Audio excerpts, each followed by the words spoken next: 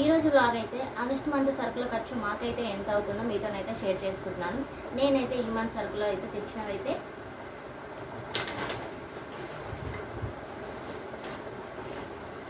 Oil packets ఇవైతే మాకు మంత్లో 2 అయితే యూజ్ చేస్తాం. నేనేంటంటే ఆయిల్ అయితే చాలా తక్కువ యూజ్ చేస్తాను, ఎక్కువ అసలు యూజ్ చేయను. సో మాకైతే మంత్లీ 2 పడతాయి. మేమైతే ఉండేది ఇద్దరమే.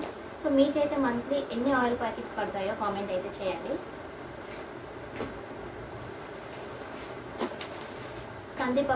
కందిపప్పు అయితే మాకు ఖచ్చితంగా వీక్లీ 2 టైమ్స్ అయితే పప్పు అయితే కంపల్సరీ ఉంటుంది.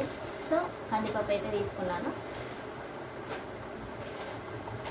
పోపు దినుసులు ఇది కర్రీ కోసం వాడతాం కదండి. నేనైతే 100 గ్రామ్స్ అయితే తీసుకున్నాను. మాకు ఇది అయితే 1 మంత్ వస్తుంది.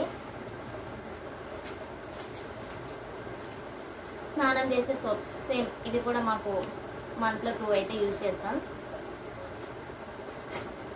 గిన్నెలు తోమే సోప్స్ ఇవి కూడా మాకు మంత్లో 2 యూజ్ అవుతాయి. సో ఈ 2 అయితే యూజ్ చేస్తాం మేము. బట్టలు ఉతకడానికి కూడా 2 సోప్స్ పడతాయి మాకు. సో ఇవైతే మేము ఇవి కూడా 2 అయితే యూజ్ చేస్తాం.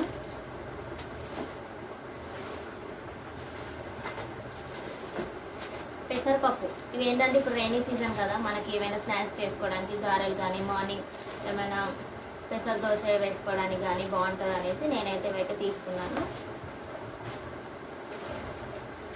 శనగలు ఇవి కూడా రైనీ సీజన్లో స్నాక్స్లా తినాలనిపిస్తుంది కదా. సో బయట ఫుడ్ అయితే మ్యాక్సిమం ఇంట్లోనే చేసుకుంటాం. సో వీటిని ఈవినింగ్ స్నాక్స్ లాగా కోసం అయితే తీసుకున్నాను. ఇది రాగి జావా, ఇది మాత్రం మా డైలీ రొటీన్లో ఖచ్చితంగా ఉంటుంది. ఇదైతే హెల్త్కి చాలా చాలా చాలా మంచిదండి. దీంతో మేమైతే స్నాక్స్ అయితే రాగి దోశ అయితే వేసుకుంటాము. సో ఇదైతే ఖచ్చితంగా యూజ్ చేస్తాం మేము. ఇవైతే వాల్నట్స్ ఇవి డైలీ నైట్ పడుకునే ముందు నానబెట్టి మార్నింగ్ లేసి తింటామండి. ఇవి అయితే హెల్త్కి మంచిదని. సో బాదం, పంప్కిన్ సీడ్స్ ఇవి కూడా వాల్నట్స్తో పాటు నైటే నానబెట్టుకొని డైలీ మార్నింగ్ రొటీన్లో ఇవి మాత్రం మాకు ఖచ్చితంగా ఉంటాయండి. సో ఇవి కూడా మేము తింటాము. సో నా హెయిర్ ఆయిల్ అండి, ఇది పెద్దదే తీసుకున్నాం డబ్బా. ఇది నాకు 1 మంత్ వస్తుందండి. ఎందుకంటే లాంగ్ హెయిర్ కాబట్టి 1 మంతే వస్తుంది ఇది అయితే. సో మాకైతే ఆగస్ట్ మంత్ సరుకుల ఖర్చు అయితే మొత్తం 2000 అయితే పడిందండి. మేము ఉండేది ఇద్దరమే. మాకు మంత్లీ సరుకుల ఖర్చు ఒకసారి కొంచెం 100 200 అటు ఇటు అవుతూ ఉంటాయి. సో మాకైతే ఆగస్ట్ మంత్ సరుకుల ఖర్చు 2000 అయింది. మీకు ఎంత అవుతుందో కామెంట్ అయితే చేయండి. ఇంకో విషయం ఏంటంటే ఎవరికైనా తెలియని వాళ్ళకి యూజ్ అవుతుందని చెప్తున్నాను.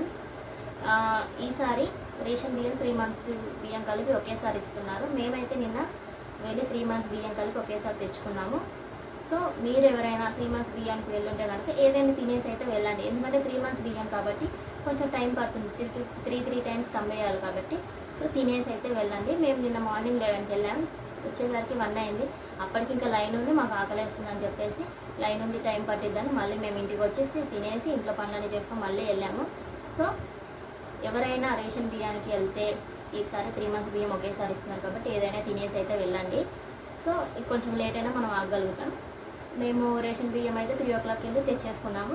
తెచ్చుకున్న తర్వాత ఈవినింగ్ అయితే సరుకులకు వెళ్ళాక అక్కడ వర్షం ఫుల్ పడింది. కాసేపు అక్కడ వెయిట్ చేసి వర్షం తగ్గాక సరుకులు తీసుకొని అయితే వచ్చామండి. సో మా మంత్లీ సరుకుల ఖర్చు అయితే 2000 అయిందండి. సో ఇందులో పసుపు, కారం అయితే మేమైతే విలేజ్ నుండే తెచ్చుకుంటాం. మా మమ్మీ వాళ్ళు విలేజ్ నుండి అయితే పంపుతారు. సో మాకు మంత్లీ సరుకుల ఖర్చు అయితే ఇంతండి. మీకు మంత్లీ సరుకుల ఖర్చు ఎంత అవుతుందో కామెంట్ అయితే చేయండి. ఎవరైతే మన ఛానల్ని కొత్తగా చూస్తున్నారో సబ్స్క్రైబ్ అయితే చేసుకోండి. మీకు ఇంకా ఎలాంటి బ్లాగ్స్ కావాలి అంటే మీకు నా హెయిర్ రొటీన్ బ్లాగ్స్ కావాలన్నా, మీకు ఇంకా ఎలాంటి బ్లాగ్స్ కావాలన్నా నేను తీయడానికి ట్రై చేస్తాను. సో కామెంట్ అయితే చేయండి. Thank you for watching.